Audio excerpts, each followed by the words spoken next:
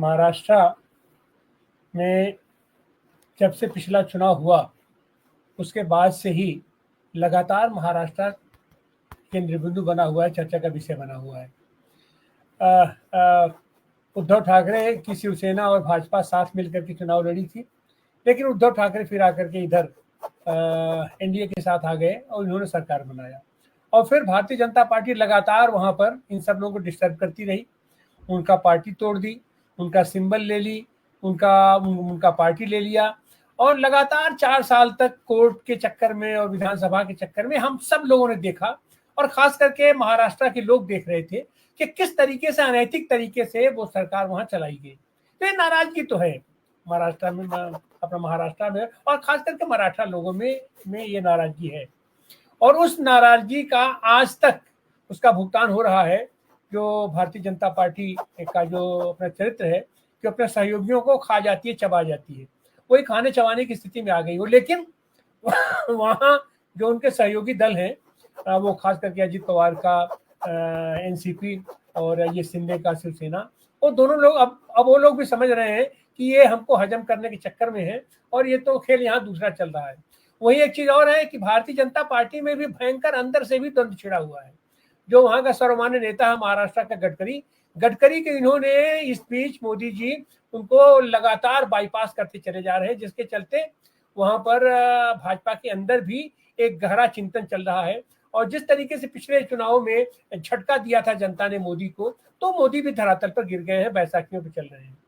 तो ये हम कह सकते हैं। और इन दिनों पिछली बार शिंदे सरकार ने जिस तरीके से मंत्रिपरिषद के लगातार बैठकें करके और रेवड़ी बांटने का काम किया है, लोगों को तरह तरह से पैसा दिया है, तरह तरह से प्रलोभन दिया है, तरह तरह से नौकरी देंगे, क्या देंगे क्या नहीं देंगे, दुनिया भर का माने तमाम लोग लुभावन नारों के साथ ये लोग उतर रहे हैं। लेकिन ये जानते हैं कि जनता इनके साथ नहीं खड़ी है। अब इनके पास एक ही है मामला बना हुआ है कि अपना जिस तरीके से हरियाणा में इन लोगों ने उल्टा सीधा करके किया, तो ये तो है कि एक तो ये स्थिति एनडीए की कि एनडीए और आज की तारीख में भी एनडीए अपना सीटों का भी निर्धारण नहीं कर पाई है, बंटवारा नहीं कर पा रही है। वहां लोग कैसे लड़ेंगे, क्या लड़ेंगे, तो ये तो स्थिति है उस गठबंधन की। और एक जगह है कि इंडिया गठबंधन है। इस बार पहली बार सही माने में इंडिया गठबंधन लड़ने जा रहा है महाराष्ट्र का चुनाव। इसके पीछे इंडिया गठबंधन में जो उसका बड़ा सहयोगी हुआ था कांग्रेस ने जिस तरीके से मुंह की खाई मध्य प्रदेश के चुनाव में, राजस्थान के चुनाव में, छत्तीसगढ़ के चुनाव में, उससे इन्होंने सीख लिया और फिर आगे आकर के अभी हरियाणा में भी इन्होंने जिस तरीके गच्चा खाया उससे सीख ले लिया। तो अब इस बार इसके साथ साथ हम कहेंगे कि उत्तर प्रदेश इसका पूरा नेतृत्व करता है, लेकिन उत्तर प्रदेश ने एक मॉडल इस बार स्थापित किया। यह हुआ कि हम कितनी सीटें लड़ रहे हैं इसका मतलब नहीं है, हमारा कौन साथी कहां लड़ सकता है, कौन संगठन कहां मजबूत है, कौन नेतृत्व हमारा कहां मजबूत है और हमारी एकजुटता कैसे बनेगी, ये महत्वपूर्ण है। तो अभी तमाम द्वंद्व के बावजूद, हालांकि नहीं, ये कांग्रेस और हर पार्टी का रहता है कि अपने अपने वजूद का अपना अपना नहीं है, ये दम भर के अपने कार्यकर्ताओं में लोग नहीं ये कोशिश करते हैं उत्साह का संचार करने के। तो कांग्रेस ने कहा उत्तर प्रदेश में कि हम 5 सीट पर लड़ेंगे, लेकिन स्थिति ये थी कि पिछले बार इन लोगों ने देखा था कि 17 सीट तो ले लिया था इन लोगों ने लोकसभा का, लेकिन इनके पास 17 कैंडिडेट भी नहीं थे। अंततः समाजवादी पार्टी को ही इनको कैंडिडेट भी देना पड़ा, अपना तमाम सीटों पर इनको कैंडिडेट देना पड़ा और वो कैंडिडेट हमारे जीते भी। तो इस बार भी ऐसे हो रहा था। तो ये उम्मीद की जा रही क्या होगा क्या नहीं होगा। तो अब जैसे उत्तर प्रदेश में इस बार स्पष्ट रूप से कह दिया गया कि यहाँ कोई पार्टी नहीं लड़ रही है, कोई कुछ नहीं लड़ रहा है, एक ही पार्टी लड़ रही है, इंडिया इंडिया इंडिया लड़ रहा है। वो सिंबल कोई भी होगा, तो सिंबल चूंकि चर्चित सिंबल साइकिल है, इसलिए सारे के सारे हमारे 9 विधानसभा का जो उपचुनाव हो रहा है उसमें साइकिल लड़ेगी। और साइकिल समाजवादी पार्टी का सिंबल नहीं है, साइकिल इंडिया का सिंबल है। इसके अंदर जितने भी दल हैं सबके वो कैंडिडेट रहेंगे, सब लोग मिलके आएंगे और उसका परिणाम भी हमको लगता है कि बेहतरीन निकलने वाला है, क्योंकि 10 सीटों पर यहाँ चुनाव होना था और एक सीट पर तो इनकी हिम्मत ही नहीं हो रही है कि यहाँ पर। और आज की तारीख में उत्तर प्रदेश में भारतीय जनता पार्टी को कैंडिडेट नहीं मिल रहे हैं। वही स्थिति कहीं ना कहीं से ये हुआ अपने महाराष्ट्र में भी। महाराष्ट्र में इस बार विधिवत कायदे से और सिर्फ नेतृत्व जैसे बात करता है, उस तरीके से वहां बात हुआ कि सबको सम्मानजनक तरीके से सबका सम्मान भी सुरक्षित रहे, समाजवादी पार्टी भी अपना वो सीटें उसको मिलेगा, भारतीय कम्युनिस्ट पार्टी को मिलेगा, मार्क्सवादी कम्युनिस्ट पार्टी को मिलेगी, आम आदमी पार्टी को भी मिलेगी, पीडब्ल्यूजी को भी मिलेगी। लेकिन एक चीज और भी है, ये जो है कि 85 सीटें लड़ेंगे, तो यह तो कार्यकर्ताओं को, चूंकि पुराना जो हमारा ढांचा बना हुआ है कि हम किसी से छोटे क्यों, हम किसी से कम क्यों, तो अभी वो दम टूट नहीं पाया है। लेकिन हमें पूरा विश्वास है और सब लोग जानते हैं कि वहां ऐसा कुछ नहीं है। वहां जो कैंडिडेट, जो पार्टी जहां पर जीत पाने की स्थिति में होगी, वो लोग वहां लड़ेंगे। उनकी संख्या 85 भी हो सकती है, उनकी संख्या 80 भी हो सकती है, उनकी संख्या 100 भी हो सकती है। तो इस माने में तो इंडिया गठबंधन आज की तारीख में आगे है। पहला नंबर ये हो गया। फिर दूसरा नंबर ये हुआ कि जनता के बीच अपने ये चुनावी प्रचार के लिए अब जैसे समाजवादी पार्टी के वहां पर 2 विधायक हैं ऑलरेडी, और इन्होंने 12 सीटों की मांग किया था, फिर होगा 6 सीट मिला, क्या होगा। लेकिन समाजवादी पार्टी पूरे दमखम के साथ वहां तैयारी कर रही है। हमारे जितने 37 सांसद जीते हुए हैं, ये सब लोग वहां गए हैं। अखिलेश यादव वहां पर जो 2 सभाएं कर चुके हैं, आम सभा कर चुका, और तो इस तरीके से दूसरे माने में भी, मोबिलाइजेशन के माने में भी इंडिया गठबंधन वहां आगे है। और जनता के बीच भी बेहद प्यार है, मोहब्बत है इंडिया गठबंधन का। वो क्योंकि सबको मालूम है कि इनके साथ नाइंसाफी हुई है, उद्धव के साथ नाइंसाफी हुई है, शरद पवार के साथ नाइंसाफी हुई है, अपना कांग्रेस के साथ नाइंसाफी हुई है, तो जनता का भी इनके प्रति भरपूर प्यार है। तो इस तरीके से हम देखते हैं कि इंडिया गठबंधन आज की तारीख में हर फ्रंट पर इंडिया गठबंधन आगे है। और शायद यही कारण है कि भारतीय जनता पार्टी के छक्के छूट रहे हैं और आज की तारीख में सही मायने में उनको कैंडिडेट तक नहीं मिल रहे हैं। आगे क्या होगा क्या नहीं होगा, अब तो उनको एक ही सहारा है, हत्या, दंगा, अपराध और केचुआ। केंद्रीय चुनाव आयोग उनका अंतिम अस्त्र है। अब आगे क्या होगा, हमारे और साथी इस पर अपने विस्तार से बातों को रखेंगे। लेकिन आज की तारीख में हमें कह सकते हैं, महाराष्ट्र में हो, चाहे उत्तर प्रदेश में हो, चाहे झारखंड में हो, चाहे केरला में हो, या यह जो भी चुनाव हो रहा है 14 राज्यों में, 48 ये विधानसभा का उपचुनाव है और ये 2 राज्यों का ये विधानसभा का चुनाव है, उसमें इंडिया गठबंधन एकजुटता के साथ है, एकजुटता बनी हुई है। इसलिए ये आगे है, इनके कार्यकर्ताओं में उत्साह है और जनता में भी इनकी एकबद्धता को देख करके जनता में भी उत्साह बना हुआ है। बहुत बहुत धन्यवाद। 85 का फॉर्मूला, तो ये मुझे जो ग्राउंड पे परिस्थिति लगती है, तो ये एक तरह से सभी पार्टियां, तीनों पार्टियां ऐसा समझ रही हैं कि अभी सत्ता हमारे पास आ रही है, तो कोई भी सत्ता के जो बंटवारे में या जो उसका भागीदारी में कोई कम नहीं होना चाहिए।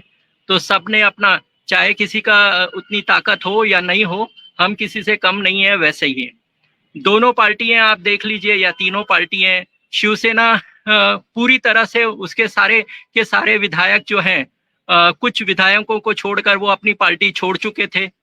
अब जो थाना कल्याण का जो पूरा पट्टा है और यहाँ तक के कोकण का, वो पट्टे पर काफी संख्या में शिंदे गट के लोग वहाँ पर हैं और ये लोकसभा चुनाव में भी जीत के आए वो पट्टे में, कल्याण थाना में। तो ये एक तो ये है कि आपकी ताकत हो या नहीं हो, हमको इतने सीट चाहिए ही। तो ये इस तरह का जो बंटवारा किया गया है, सत्ता का बंटवारा, मुझे लगता है कि ये राजनीति में चलता नहीं है। आपकी ताकत नहीं है तो आप मत खड़ा कीजिए, जिसकी ताकत है उसको खड़ा करने दीजिए। अभी मुंबई में मैं बताऊं कि राष्ट्रवादी का, पूरे राष्ट्रवादी का भी कोई ताकत नहीं है यहाँ पर। और फिर उसके बाद तो अभी जो 2 टुकड़े हो गए राष्ट्रवादी के, तो बिल्कुल ताकत नहीं होती है। ऐसे ही जो राष्ट्रवादी पार्टी है, जो शरद पवार की पार्टी है, वो पश्चिम महाराष्ट्र तक ही सीमित पार्टी है, लेकिन वो 85 सीटों पर खड़ी हो जाएगी। और जहां पर जिसकी ताकत नहीं है, फिर भी हमारा प्रेजेंस वहां पर रहना चाहिए। इस तरह से बंटवारा, तो ये बंटवारा मुझे लगता है कि एक राजनीतिक बंटवारा न होकर ये सत्ता की भागीदारी, मलाई सबको बराबर मिले, कोई पीछे नहीं रहे। तो ये इसमें लोगों को का क्या हित है, क्या अहित है, उसको बिल्कुल देखा नहीं गया है। तो ये एक तरह से लोगों को ग्रांटेड लेना है। अभी अगर मुझे कहेंगे, मैं जहाँ पर रहता हूँ, मैं मुंबई का वोटर हूँ, मेरे इलाके में अगर अगर शिवसेना खड़ी हो जाती है उद्धव ठाकरे की, तो मैं वोट नहीं दे पाऊंगा उसको, क्योंकि उसका कोई बेस नहीं है यहाँ पर। और आप जबरदस्ती मुझे वोट दिलवाओगे जिसका जिस सीट पर शिवसेना का कुछ नहीं है, लेकिन इनका है, इसलिए आप दे दो। इस तरह से जो चीजें हैं वो मुझे लगता है कि ठीक नहीं हो रही है। और आपस में इतना टूटने के बाद भी, अब उनकी पूरी की पूरी पार्टी जाने के बाद भी उनकी जो अकड़ है वो कम नहीं हुई है, ऐसा मुझे लगता है। दूसरी बात यह है कि इन तीनों पार्टियों से भी सवाल करना चाहिए, खास करके शिवसेना और राष्ट्रवादी से, कि आपको जनता ने जिता के लाया था, आप क्यों टूट गए? आप खाली वो नहीं कि किसी ने खरीद लिया, लेकिन आपके लोग बिके हुए, मतलब आप ऐसे जो लोगों को सीट देते हो, टिकट देते हो कि बिके हुए लोगों को देते हो, आपके लोग भाग जाते हैं, तो आप भी जवाबदार है। आज हम आपके लोगों को चुनाव जिता के लाएंगे, आपके लोग कल भी भाग जाएंगे, तो इसकी कौन गारंटी लेता है? तो ये सब है। और चिटनीस जी बोल रहे थे कि वहां पर परिवारवाद है, यहाँ तो पूरा परिवारवाद है। राष्ट्रवादी पार्टी परिवारवाद की पार्टी है, शिवसेना परिवार की वाद की पार्टी है, उसके बाद कांग्रेस तो है ही है परिवारवाद की पार्टी। तो परिवार का मुद्दा कहाँ रहता है? सब जिसको चाहिए वो अपने अपने लोगों को टिकट बांट रहे हैं। तो यहाँ पर जनता मुझे कहीं नहीं दिखाई दे रही है इस चुनाव में। सब अपनी अपनी राजनीति करके करने की कोशिश कर रहे हैं। तो ये तो जनता का चुनाव नहीं है, मजबूरी में हम वोट दे दें वो अलग बात है, लेकिन सारे अलायंस उसी तरह के मुझे दिखाई दे रहे हैं। धन्यवाद। विकास आघाड़ी शरद पवार जी हो, उद्धवराव ठाकरे जी हो, या फिर नाना पटोले और बाला साहब थोरात हो, और पूरी जो इंडिया आघाड़ी है, ये तीन पार्टियां नहीं है, तो प्रागतिक लोकशाही आघाड़ी जो है, जिसमें कि शेकाप है, सीपीआई है, सीपीएम है, सत्यशोधक कम्युनिस्ट पक्ष है, उसी तरह से हम देंगे कि श्रमिक मुक्ति दल वगैरह ये पार्टियां है, कुल 11 पार्टियां है। उसी तरह से श्यामदादा गायकवाड़ जो हमारे महाविकास आघाड़ी में जिन्होंने काफी अच्छा सपोर्ट किया था, डेमोक्रेटिक फ्रंट से उन्होंने जो 42 जो उनमें सामाजिक संगठन थे उनका भी जो है सपोर्ट था। उसी तरह से सज्जाद नोमानी साहब और हमारे डॉक्टर सैयद रफीक पारनेरकर साहब जो है उन्होंने भी एक आघाड़ी तैयार की थी, जिसमें मुस्लिम बहुल उसमें ज्यादा थे, तो उसमें भी लगभग भारत जोड़ो के कई संगठन, उसी तरह से मुस्लिम से जो जुड़े हुए जमात इस्लामी से लेके SIO वगैरह, खिदमत कल कैसे, इस तरह से लगभग 250 संगठन है जो कि ये इस बार इंडिया आघाड़ी के साथ में है, महाविकास आघाड़ी के साथ में है। तो ये सब जो वोट है, यहाँ का जो बुद्धिस्ट है, बुद्धिस्ट, उसी तरह से मुस्लिम और उसी तरह से OBC जो वोट है ये मिलने जा रहा है। अभी हाल ही में अभी मुझे न्यूज मिली है कि विचारवंत आघाड़ी, जैसे कि हम कहेंगे कि निर्भय वनों में जो विश्वंभर चौधरी जी है, उसी तरह से हमारे असीम सरोदे जी है, और उसी तरह से डॉक्टर राजेंद्र कुमार TS पाटिल कोल्हापुर के, उन्होंने भी उठ महाराष्ट्र करके एक संगठन उन्होंने बनाया था और उन्होंने भी काफी प्रचार में अहम भूमिका उसमें निभाई थी। इसलिए हमको ये 1 to 1 फाइट करना है। इसलिए हम देखेंगे कि वंचित आघाड़ी भी यहाँ पे उम्मीदवार खड़े करने जा रही है, BSP भी खड़े करने जा रही है, भीम आर्मी भी पहुंच। तो इस तरह से ये सब लोग खड़े रहेंगे, लेकिन MIM भी खड़े रहेंगी, लेकिन हमको 1 to 1 फाइट करना है। इसलिए हमको महाराष्ट्र की बात में शुरू करूंगा उत्तर प्रदेश से। उत्तर प्रदेश में जिस तरीके का रिश्ता इंडिया गठबंधन के अंदर दिखलाई पड़ा, कांग्रेस पार्टी ने कहा कि जो भी लोग हैं वो लड़ेंगे इंडिया गठबंधन के की जो है समाजवादी पार्टी के सिंबल के ऊपर वो लोग लड़ेंगे। एक अलग किस्म का रिश्ता पहली बार इस तरीके का हो रहा है कि एक बड़ी पार्टी ने इस तरीके का एक सैक्रिफाइस करने का काम किया है। तो एक जो है जिस तरीके की एक ऑर्गेनिक रिश्ता बना है, उसका बहुत असर पड़ने वाला है महाराष्ट्र के ऊपर। उत्तर प्रदेश के ऊपर भी पड़ेगा, लेकिन महाराष्ट्र के ऊपर भी उसका बहुत बड़ा असर पड़ने वाला है। पहली बात कहना चाह रहा हूँ। दूसरी बात ये कहना चाह रहा हूँ कि हरियाणा से बहुत ज्यादा सबक सीखा है, कांग्रेस ने भी सीखा है, इंडिया गठबंधन ने भी सीखा है। उसी के चलते जो सीटें छोड़ दी गई हैं, समाजवादी पार्टी के लिए छोड़ी गई, लेफ्ट के लिए छोड़ी गई, शेकअप के लिए छोड़ी गई, वो बहुत जो है बहुत बढ़िया है। बढ़िया का मतलब ये है कि जो डिफरेंस था वो केवल 0.6% का था, और लोकसभा के अंदर जो डिफरेंस था युति के बीच में और महागठबंधन के बीच में वो केवल 1% का था लोकसभा के अंदर। तो अगर आपको अपना पोलिंग परसेंटेज बढ़ाना है और एक इतना डिफरेंस लेके आना है, तो मुझको ऐसा लगता है कि ये जो दूसरे दलों के साथ में जो कांग्रेस पार्टी ने अलायंस किया है, उनको जो स्पेस दिया है, उसका परिणाम ये होगा कि कम से कम 3-4% का अंतर ओवरऑल आ जाएगा। तो ओवरऑल 3-4% का अंतर आने से बहुत सारे जो मार्जिन वाली सीटें थी वो भी जो है महाविकास आघाड़ी जीतने का काम करेगा। इसके अलावा 3 बातें मैं केवल कहना चाह रहा हूँ। एक बात यह है कि देखिए, सबसे बड़ा जो सवाल है वो बेरोजगारी का सवाल है, और बेरोजगारी के सवाल के अंदर जो है 2.44 लाख जो नौकरियां मतलब जो खाली पद हैं उन्हें भरने की बात जो है महाविकास आघाड़ी ने की है, उसका बहुत बड़ा असर होगा। और एक बड़ी बात यह है कि पूरे के पूरा जो धारावी को, अडानी को जो सौंप दिया, और भी 2-3 जगहें जो सौंपी जा रही है, महाविकास आघाड़ी ने कहा है कि हम इसको रद्द करने का काम करेंगे। तो कॉरपोरेट से सीधे टकराने का काम अगर महाविकास आघाड़ी कर रहा है तो उसका भी एक बड़ा इम्पैक्ट पड़ेगा गरीबों के बीच में, क्योंकि अडानी अंबानी इस समय देश के सबसे बड़े लुटेरे के तौर पर देश के अंदर गरीबों के बीच में जाने जाते हैं। तो ये दूसरी बात है। तीसरी बात यह है कि लाडली बहना का जो पूरा एक असर पड़ा है वहां पर, जो कि पड़ा है, इसको हमें स्वीकार करना पड़ेगा। हमने मध्य प्रदेश में इसका असर देखा है, इसे स्वीकार करते हैं। लेकिन कर्नाटक में 2,000 रुपया दिया है प्रति माह लाडली बहनों को, तो वो 2,000 से आगे चल करके हिंट दिया है शरद पवार जी ने कि हम 3,000 रुपए तक भी दे सकते हैं।